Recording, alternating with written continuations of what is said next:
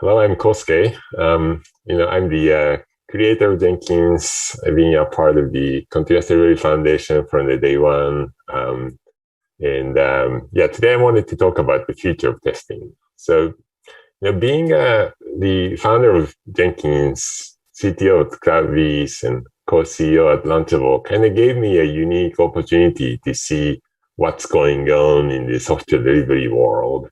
This was back in the days when I was able to travel around. But I mean, and this should come as no surprise, but a lot of people are trying to get the software delivery faster, right? Because in almost every business domain, the software continues to get more important. And then so the way we work is also changing. And it is true, like somebody, wise man said that the change is the only constant, and it is definitely true in your domain. So the way we've been working had certainly shifted a lot, but at the same time, like when we focus on the testing part of it, this always feels like the slowest part of the link.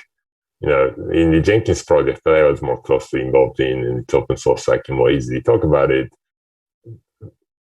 I had to, every change that I create had to go through at least 1 hour of like a testing cycle before they go up for the code review. And then whatever little change that the people makes, now it has to go through another full coding cycle. And then I know that 2 hour cycle is actually on the better side in the grand scheme of things. I've seen lots of teams that's counting test execution in days or weeks. And if you're trying to deliver, that was okay if you're delivering every once in 6 months, but that's no longer okay if you're trying to deliver every week or maybe even every day.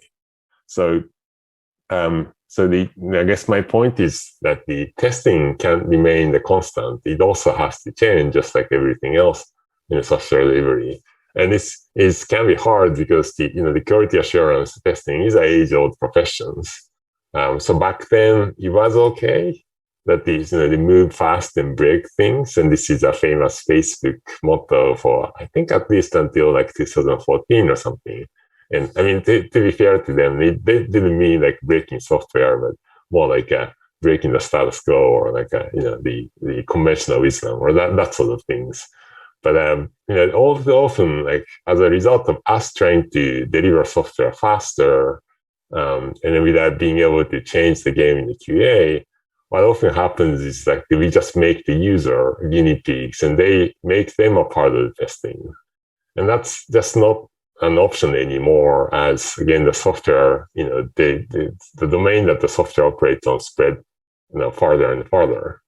So, maybe a couple of stories. Because of this pandemic, right, in Japan, where I grew up, they developed this mobile app that does a contact tracing. So the idea is like, I guess, it's using Bluetooth or something to see who you got close by for any extended period of time. And if you later discover that you are, COVID positive, you could sort of like enter that information to your phone, and then it will automatically notify other people who, the phone knows that you are in the close proximity for, let's say, past 2 weeks or something like that. And then much to their embarrassment, so this has been going on for a while, but much to their embarrassment, they discovered, I think sometimes because early this year, that the notification that was supposed to go out to people was simply not going out. So it turned out that this app that a lot of people have installed has been sending zero notification whatsoever for quite a bit of time. Right? So that's just an embarrassing fail. It's almost like a critical failure. And then so that's an example of where the quality assurance failing kind of destroy the whole value prop of the application like this. And if you go back a little bit further, there's also the Boeing 737 MAX that was also built a software program, kill people in more visible and easy ways. So, I guess I'm not trying to kind of pinpoint those projects, but the idea is, as software is becoming more mission critical, every part of the society, and then that comes with the increased responsibility to make things work correctly, not just deliver faster. So it might be, the things that the Facebook can break and things that the airframe controlling software can break, wholly different game. So in the face of these changes, like what's happening in the testing, like quality space, and how is that evolving? So what I find kind of interesting is there's almost like a two extreme, two completely opposite problems that we are facing in this land. The one is there's quite a bit of teams, software development teams where they simply don't have enough tests. It's almost like the whole desert. There's no testing whatsoever going on. And then on the other side, however, that there are teams that we have too much testing, like that Jenkins example, that feeling like they are getting slowed down when they don't know how to cope with it. So like either you're completely dead dry in the desert seeking like a little bit of water, or like you're about to drown in the ocean because you have too much water around it. And then so that, I find this kind of interesting. So I'm going to start from like the desert side. So, what I see, and this is actually less obvious in the US, but in many other parts of the world, there's clear shift in moving the engineering from the outsourced development into the in-house, software development mode. So what this does is, among other things, it makes sure that the organizational interest and like a contractual structure is aligned or like a more conducive to doing the testing. So I was talking to, one of the engineers in the software development team, and like imagine like if you receive this, if you're working on this software contract where the contract stipulates like you can deliver this and that feature, in this many months, and then under this, and then the total price is like X dollars. So in that kind of scheme, it's really hard to invest in testing because, like the testing, if you think about it, it's a you pay up front the cost in terms of effort and whatnot, so that the future software development gets easier when you keep evolving that software. But if there's no guarantee that the future part lands in your company as opposed to somebody else, or if that's not part of the current contract, then you can't justify spending time and effort doing so. So that really, even though the engineers like on the front line wanted to write tests, the structure that just doesn't create a conducive environment for that.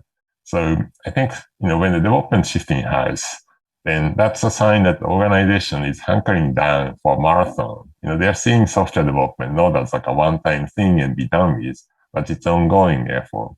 And it takes that sort of setup, like a financially and culturally, to be able to invest in the quality effort. So that I see as an encouraging sign.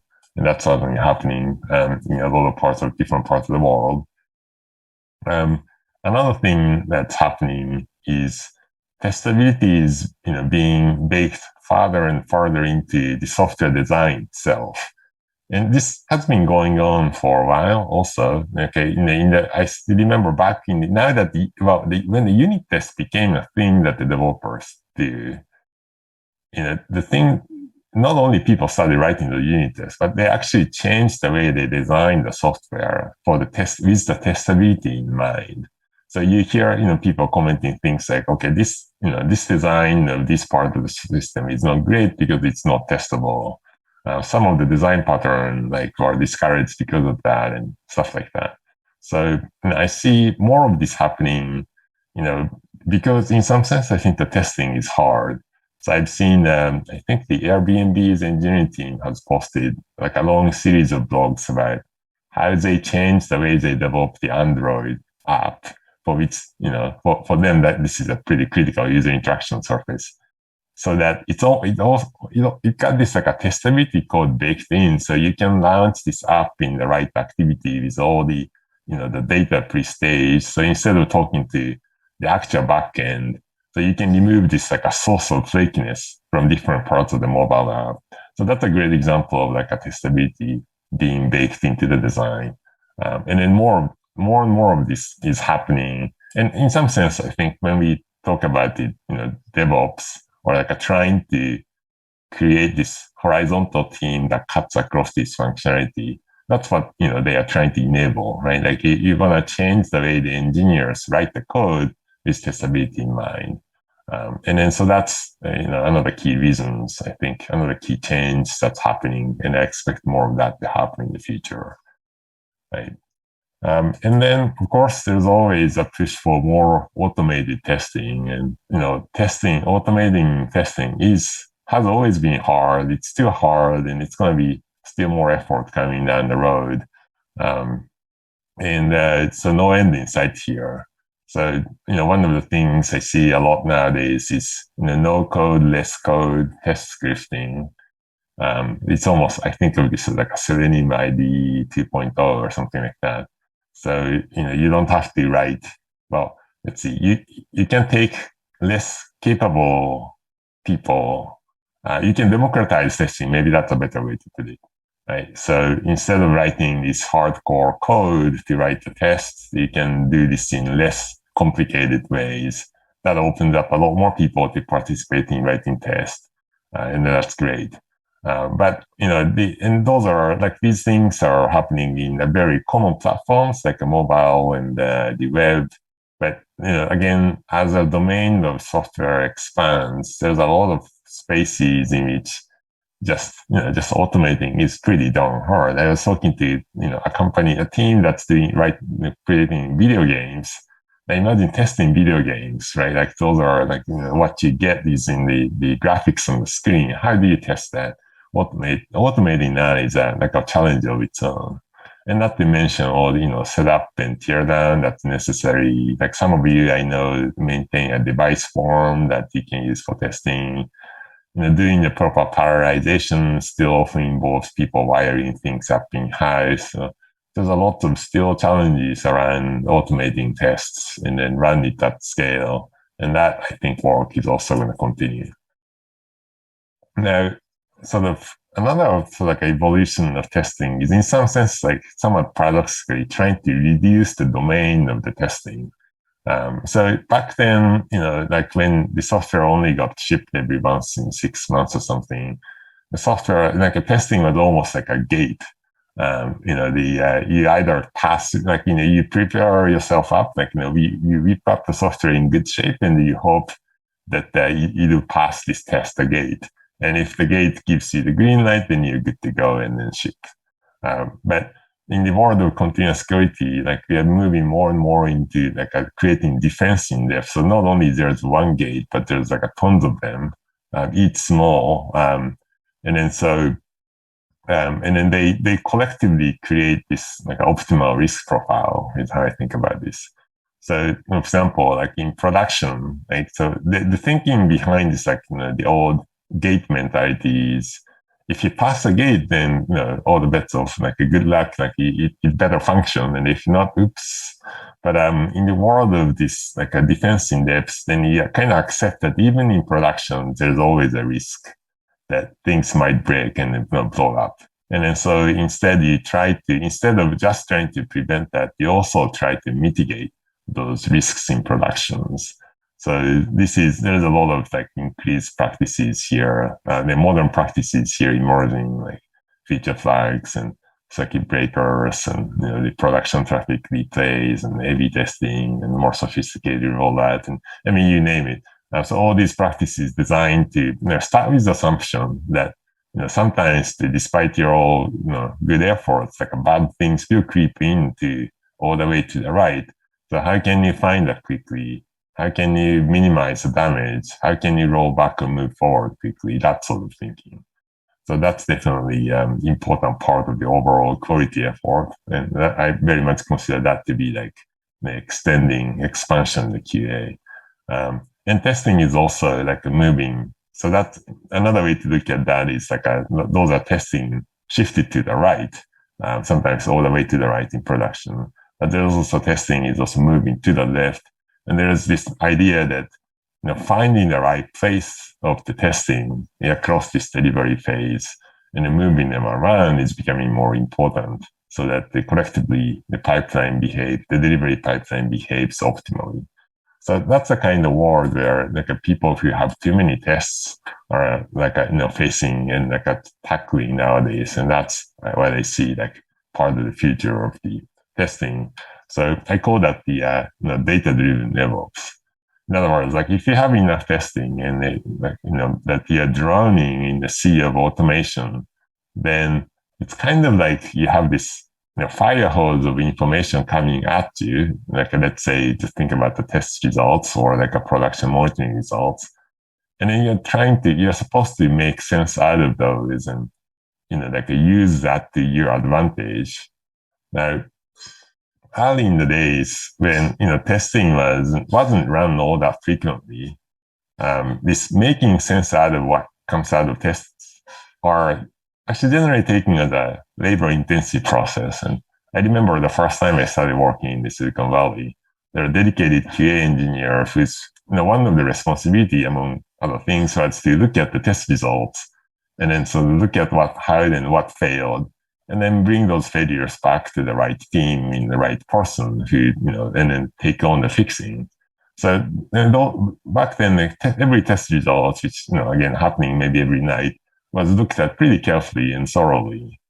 And then, but that's human effort, so that's costly. So, and then after that, like we came to the point where we sort of like a side skirted this problem by shifting more tests to the left. So we kind of eliminated the need to understand and then like decide who should own this poll by testing at much smaller granularity at the individual people's change level. And then so like instead of trying to make sense out of what's happening, like you basically dumbed it down to a binary flag. Either your pull request passed the CI or it failed. And then if it failed, then it's kind of up for the developer to look at the CI server's log and see what failed, and they kind of go from there. So not a lot done with the data coming out from the system. But now, like with the tests or the increasing in volume, and obviously, like not every test can be shifted all the way to the left. Think about the integration test or that sort of things. Then it's at scale, this idea of, okay, I don't want to look at like what all this firehole, just give me a binary information. That idea is breaking down. So, again, in the places where people are drowning in the sea of the test, we're kind of back to needing to make sense of what comes out of the test. So that's what I call the data-driven DevOps. And then that's effort that's happening in some of the more sophisticated software development shops. So one example of this that really close to me is this idea of the predictive test selections. So I mentioned again earlier in Jenkins project, I had like a 1 hour testing cycle. Now I knew that it's a big system, like 18,000 or so test cases. But at any given point in time, I'm making a pretty small change. So does it really need to run all the 18,000 test cases? Most of which is testing a different part of the system that I didn't touch. It's kind of questionable. So and the old school way of doing this is called smoke tests, right? Like we have a very manually curated small subset of tests that are supposed to catch good representative program, runs very quickly. So you run that first. If they all passes, then it's good enough to run the rest of the test cycle. So that's a way of staging things. So the emerging practice is, instead of humans manually creating those static list of smoke tests, what if we can make the machines create adaptive subset that act as a smoke test? And then so those are the what's called the predictive test selections. And Facebook famously produced a paper on this a couple of years back. So again, in places like that, this is an emerging practice. I've heard that the Google does something similar. So I guess another way to look at what this is happening is if the pace of the change is going up, it's like so in a movie film, you have 24 frames per second or something like that. Now, if you're trying to inspect every single frame of the movie to fullest extent, then you simply can only go up so quickly. But and then even if maybe you can deal with 24 frames per second, but if it goes up to 60 frames per second, then you have sooner or later it hits the ceiling. So instead, like what needs to be focused on is the delta between two frames. When you have 24 frames per second, the change between two adjacent frames are very small. So if you can exploit that similarity to eliminate the redundant work that's happening, then that's going to give you like a great performance boost And then that's fundamentally more scalable. Even if you go up to 60 frames per second, the delta gets even smaller. And then so that's, in my mind, the only way to cope with this kind of progress. So this problem is what's really close to my heart. So that's currently I'm focusing on, but in my company Launchable. But really, like I see this as a part of the broader trend to utilize more data, the data-driven DevOps that I mentioned about. So that's what I wanted to cover in the future of testing today. The trying to predict the future is a fool's errand, but hopefully some of what I mentioned kind of gives you some things to think about, and that'll be wonderful. All right. So with that, thank you very much.